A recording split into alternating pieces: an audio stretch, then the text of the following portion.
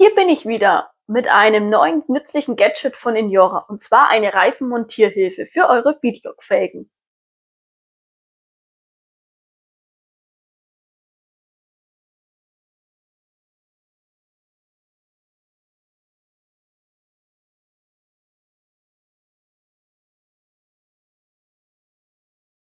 Jetzt zeige ich euch mal, wie man das an dem Reifen richtig ansetzt. Die Zentrierung kommt auf die Vorderseite der Felge.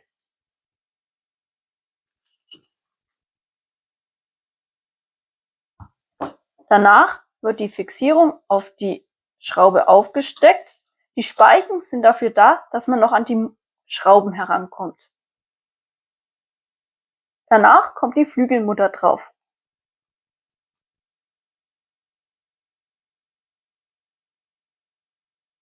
Zum Felgenmontieren müsst ihr auf alle Fälle die Hinterseite festhalten, damit sich das Ganze nicht mitdreht. Jetzt probieren wir mal das Gadget aus, ob es auch wirklich funktioniert.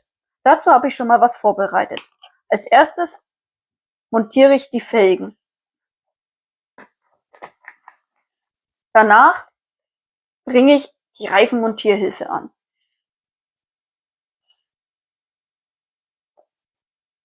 So.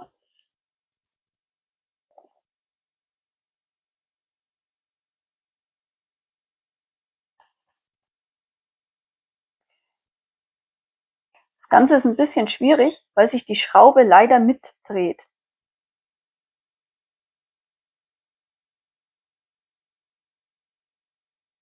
Das Zusammenschrauben der beiden Felgenteile hat schon mal super gut funktioniert. Jetzt kann man ganz einfach die Schrauben von den Felgen hier reinmachen und die Felge montieren.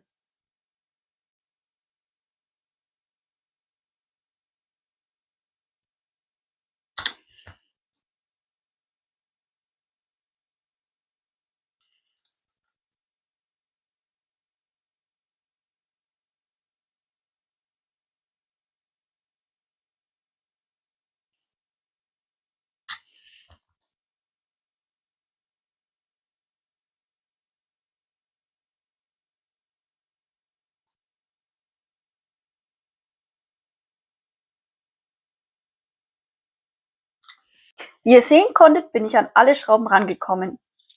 Und nun ist ohne großen Aufwand das Rad montiert.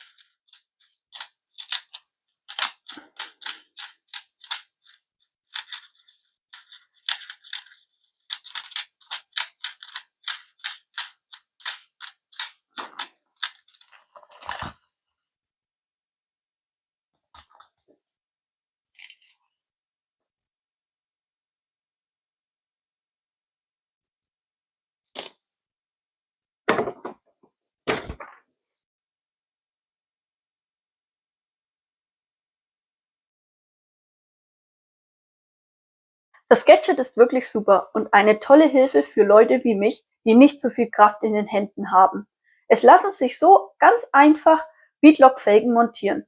Wenn ihr auch Lust auf so ein Teil habt, dann schaut mal bei mir in die Beschreibung, da packe ich euch den Link rein.